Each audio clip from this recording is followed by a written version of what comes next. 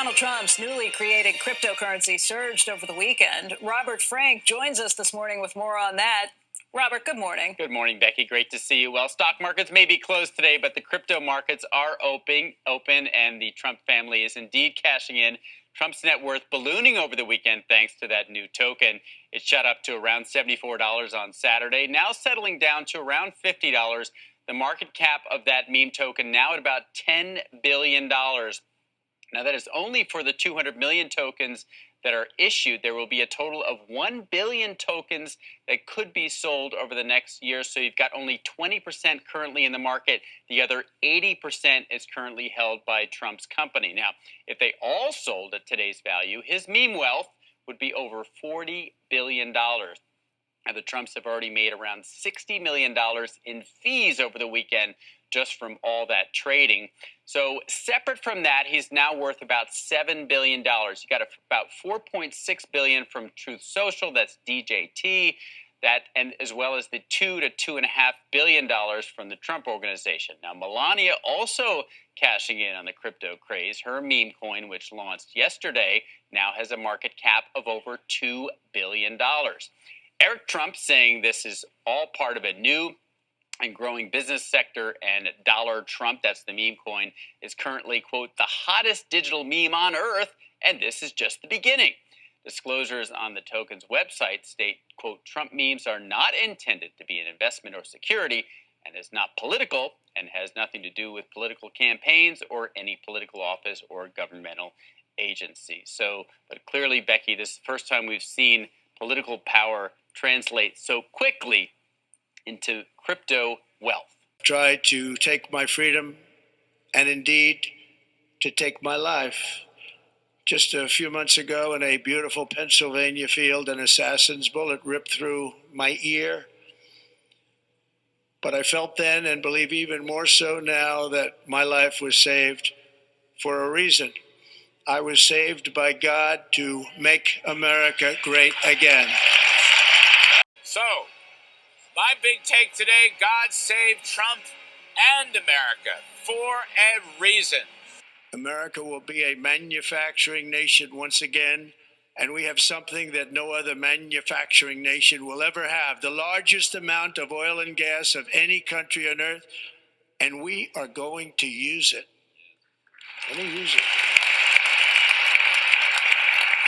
We will bring prices down, fill our strategic reserves up again, right to the top, and export American energy all over the world. We will be a rich nation again, and it is that liquid gold under our feet that will help to do it. With my actions today, we will end the Green New Deal and we will revoke the electric vehicle mandate, saving our auto industry and keeping my sacred pledge to our great American auto workers. I would like to make some betting with you. When we meet for the 20th, I hope I will have the pleasure still to be invited for the meeting. When we meet for the 20th Governance Summit, you will use an app like Uber, but not anymore to call some driver, but an automatically guided car, a self-driven car, will come to your hotel or wherever you are and will bring you to the airport. Actually, I had a discussion some months ago with the mayor of Los Angeles, and you know Los Angeles is one of the cities with the heaviest traffic, who told me in 2030 Los Angeles will be private car-driven free. And this will allow to transform highways into parks. I will immediately begin the overhaul of our trade system to protect American workers and families. Instead of taxing our citizens to enrich other countries, we will tariff and tax foreign countries to enrich our citizens.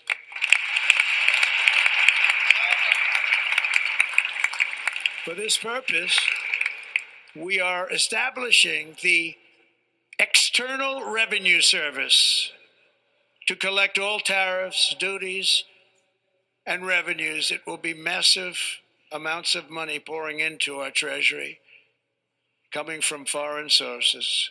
The American dream will soon be back and thriving like never before to restore competence and effectiveness to our federal government. My administration will establish the brand new Department of Government Efficiency. Years of illegal and unconstitutional federal efforts to restrict free expression. I will also sign an executive order to immediately stop all government censorship and bring back free speech to America.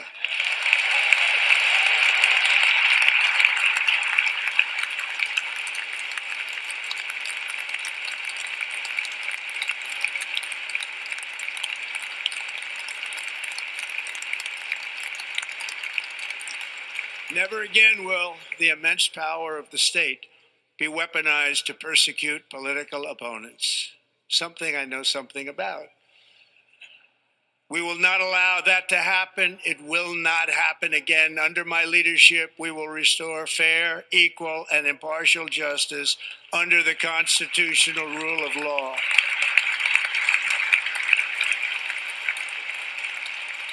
And we are going to bring law and order back to our cities. This week, I will also end the government policy of trying to socially engineer race and gender into every aspect of public and private life.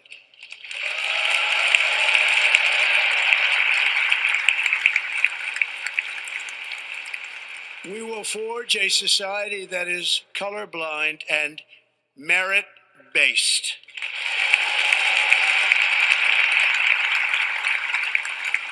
As of today, it will henceforth be the official policy of the United States government that there are only two genders, male and female.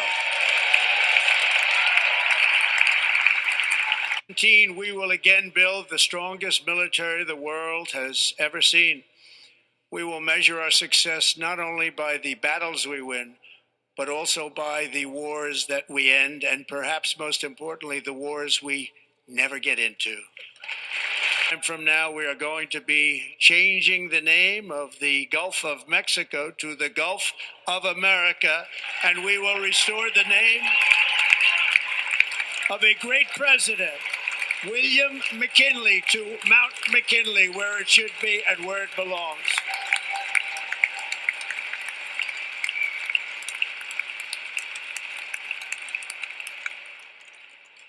President McKinley made our country very rich through tariffs and through talent. He was a natural businessman and gave Teddy Roosevelt the money for many of the great things he did, including the Panama Canal, which has foolishly been given to the country of Panama after the United States. The United States, I mean, think of this, spent more money than ever spent on a project before and lost 38,000 lives in the building of the Panama Canal. We have been treated very badly from this foolish gift that should have never been made, and Panama's promise to us has been broken. The purpose of our deal and the spirit of our treaty has been totally violated. American ships are being severely overcharged and not treated fairly in any way, shape, or form, and that includes the United States Navy. And above all, China is operating the Panama Canal, and we didn't give it to China, we gave it to Panama, and we're taking it back. Welcome to the Crypto Teacher, and you know I come back with that video just to make you think. Don't forget to like and subscribe to the channel. And make sure you're joining the Patrons. If you're not a part of the Patrons, make sure you're hitting the Cash App. And also, guys, make sure you go like and follow the TikTok. More videos to come. And we have the movies are about to get stepped up. And we have Trump with a purple tie. And I haven't seen a president with a purple tie in a long time. And we know that means nobility. And we have the Trump family definitely being treated like royalty with these meme coins, making billions of dollars. And then we had Trump says that God saved him to save America, to make America great again. And yes, guys, you heard that correct. And that's how we know this is biblical. And remember, the crypto teacher told you. And he said that they're going to make the United States the manufacturing leader. The same thing that Biden said. But we know this is all about the rise of the machines and the manufacturing jobs they will have for the people you definitely don't want. But these machines are going to increase productivity. Remember, they don't need a lunch break, a day off, no insurance, and they work 24/7. And Trump talks about the climate agenda. He's going to drill, baby, drill. And that mandate for EVs is out the window. But remember, guys, we know the agenda. The driverless cars, Waymo, Tesla. And don't forget, when Trump was in office the first time, he signed the executive order for all this technology. When it comes to digital assets, cars with no pedal, no steering wheel, that was Trump. And he's coming to finish the job, just like the NWO book told you.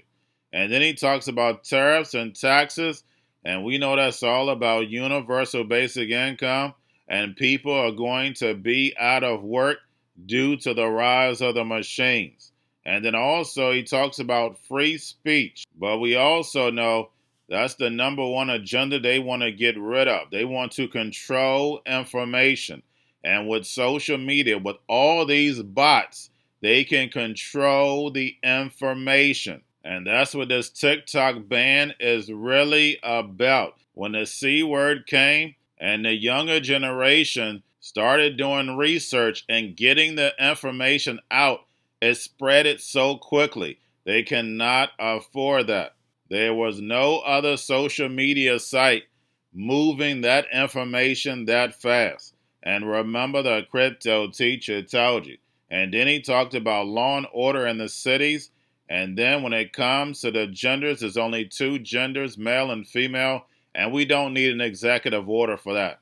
We know the devil loves to cause confusion. If you love history, we know we've seen this movie before. Now, Trump talks about the military, making the military the greatest and biggest, but we also know we're going to be moving over to cyber wars. And then naming the Gulf of Mexico to Gulf of America. And then he speaks about President William McKinley, who we know was assassinated. And he also was pushing tariffs and manufacturing in the U.S. And then Trump talks about the Panama Canal, says China is operating it, and he wants it back. And eventually China and Russia are going to collide.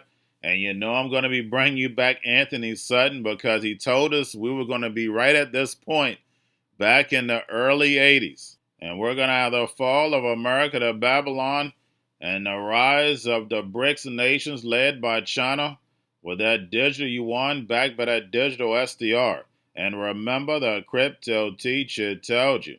Now we have BlackRock's Hildebrand at Davos speaking about global inflation, says the war is not over, and then also rates may stay higher. And Davos didn't have a lot today. We know it's going to pick up gradually. We know they're going to be talking about a lot of technology. I'll be bringing you clips from that. But we also had Meta's Nikola at Davos saying that America has $6 trillion companies, and Europe doesn't even have one $100 billion company. And guys, we know that's due to regulation against monopolies. And she leaves that out. And America used to be that way, but they slowly eroded the politicians. Our politicians are nothing but paid puppets. And Trump's job is to do even more deregulation to make these companies even bigger. Remember the NWO book, I tell you that your corporations are going to be your new government. And remember, the crypto teacher told you. And she also talks about Meta's Reels. And we know AI are pushing those videos to you, so therefore you can stay longer and keep flipping. These algorithms are undefeated. And remember, the crypto teacher told you, because he knows When it comes to the NWO, it's all planned out. You have a wonderful day. At the moment in the world economy, that it will depend on what the new administration actually implements in terms of first executive orders, the policy framework. But I think overall what we can say today is that the economy generally is being shaped by transformational forces rather than cyclical dynamics. We have aging societies, we have technology, a big piece, we have geopolitics, of course, the fragmented geopolitical landscape. So all these things on balance will create stickier inflation, more uncertainty, probably more volatility and bigger policy trade-offs given the high debt levels that we have all over the world. So this will be a delicate environment in which to conduct policy, and policy will matter a great deal. But Philip, what's the biggest danger over the next 12 months? That the Fed gets something wrong, that the ECB does, that Europe falls behind, or that world leaders are so distracted by what Trump does that they lose their focus on their own economies? I'd say at the global level, to me, the biggest concern is while inflation has clearly come down, much of it driven by the post-pandemic adjustments, I don't think this inflation story is completely over. So I think, and depending on the policies that will be implemented, I think the biggest risk would be that we wake up and realize inflation is not just sticky, but continues to be stubbornly sticky, in which case, we won't get any of the rate cuts that have been priced in earlier and now have been sort of largely priced out. I think that's the sort of story at the global level. Trade, of course, has a lot to do with this. Protectionism has a lot to do with this. At the European level, I think the biggest risk is just really falling behind on the key issues. I think Europe is losing the digital war. We're losing the energy war. And there is a significant, severe, I would say, competitiveness issue that needs to be addressed. The real difference now between the US and the European economy in terms of where things are, Europe hasn't created a single $100 billion business in the period, whereas the US now has $6 trillion businesses. And Meta is one of those. And the frustration they're telling me is the overcomplication of regulation, over 100 different rules, 270 different regulators. And what this is meaning now is it's really playing a huge toll, a real cost, both on businesses but also people as well. So yes, I think that's a challenge. Million advertisers that are using our Gen AI tools, and they're creating on average about 15 million pieces of content every single month now. So more to come on that, but I also think about things like Reels. Advertisers are really leaning into Reels. More than 50% of the time spent on the platform now is through Reels, and again, that's AI powering that recommendation system. So there's lots of excitement for advertisers with going to a different economy. And we're going to be learning more about that as we go. But clearly, we're learning that things can be done from remote locations. We're learning that technology can replace people even more than we thought. We're not going back to the same economy. We're recovering, but to a different economy, and it'll be one that is more leveraged to technology. And I worry that is going to make it even more difficult than it was for many workers. In Silicon Valley, and my friends who work in technology know that what we did to the manufacturing workers, we are now going to do to the retail workers, the call center workers, the fast food workers, the truck drivers, and then even bookkeepers, accountants, insurance agents, lawyers, and on through the economy. So what happened to the manufacturing workers is a very clear sign. And so we'll import Chinese-based CBDC technology. So it's going to be CBDC in a box provided to you by the People's Bank of China. But every stock, every bond, every currency, every commodity, every piece of art, every private business, every piece of real estate will eventually be a token on a blockchain, an entry on a ledger, permanent and immutable. We will have truth instead of trust, and we will save over $7 trillion a year. 6 to 8% of global GDP is wasted by the friction of the trust industry that's necessary when you have dual entry accounting. With triple entry accounting, which is what a blockchain is, we get rid of all of that friction. It's a beautiful future. Like what you see in China and their social credit scoring systems, right? If we get identity wrong, it could be a tool to enslave humanity. And if we get it right, it could be a tool to liberate humanity. And as an American, I'm obviously rooting for the one that's on the side of freedom. Bitcoin is an international asset. And also, I do believe the role of crypto is it's digitizing gold. I actually believe this technology is going to be very important. Look at it. We have been part of a huge revolution in investing through ETFs. We believe that ETFs will be changing the whole way we invest. Many people still use it as a means, well, people are investing it for indexing. No, the majority of people who are putting money in in ETFs are active investors that are buying exposure. The entire bond market is being transformed as we talk right now. I believe the next generation for markets, the next generation for securities will be tokenization of securities. And if we could have that distributed ledger that we know every beneficial owner, every beneficial seller, we all have our code of who's buying, who's selling, instantaneous settlement. And think about it, it changes the whole ecosystem. Chinese bank ICBC has been hit by a ransomware attack, and the U.S. Treasury market, as a result of that, has been disrupted. This, according to the Financial Times. We're going to get more right now with Bloomberg's Shonali Bassick. Shonali, what do we know? Listen, we have the Financial Times now reporting that ICBC, one of China's largest banks here, was hit with a ransomware attack. And remember, they're a very significant intermediary in the Treasury market. The SIFMA has told its members that this has been part of the reason here that the system is kind of clogged up, if you will, during that auction that we saw a little bit before.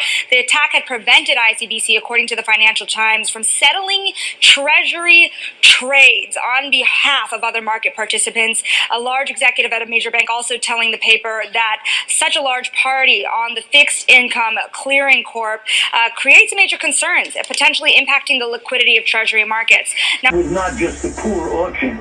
It was absolutely lousy, and you know, when the dealers have to step in to save a treasury auction, that's a rare occurrence. Cryptoteacher and the New World Order book, plus the 3 Kids books. It's time to re-educate. Also, new to cryptos, Coinbase, Bitrue, Binance.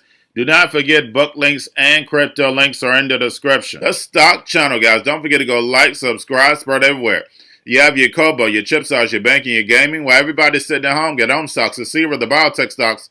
And while everybody's at home wishing, they were still getting that free money. What are they doing? Drinking and smoking weed. Don't forget about those stocks, and you have a wonderful day. The most powerful person in the world is the storyteller. The storyteller sets the vision, values, and agenda of an entire generation to come. Steve Jobs. And guys, you know I truly believe in this. When you look at the New World Order, they're the storytellers. And that's the reason why I wrote my New World Order book. But guys, now it's time to change the current generation. And I wrote 3 kids books. You know, I love the Trinity because I understand the power that's in it. So I have 3 books. We have an opportunity to change the generation, to educate, not just me, but I want to show you that I take action on a daily basis. And I want you to take action on a daily basis. Whether it's your job, whether it's in your community, we have an opportunity right now to educate the masses. I posted this on my Twitter account. Please share, but this is a short clip of the 3 books. There's going to be a clothing line and action figures. Please get these books for your kids, nephews, cousins, friends, so therefore we can start the re-education now.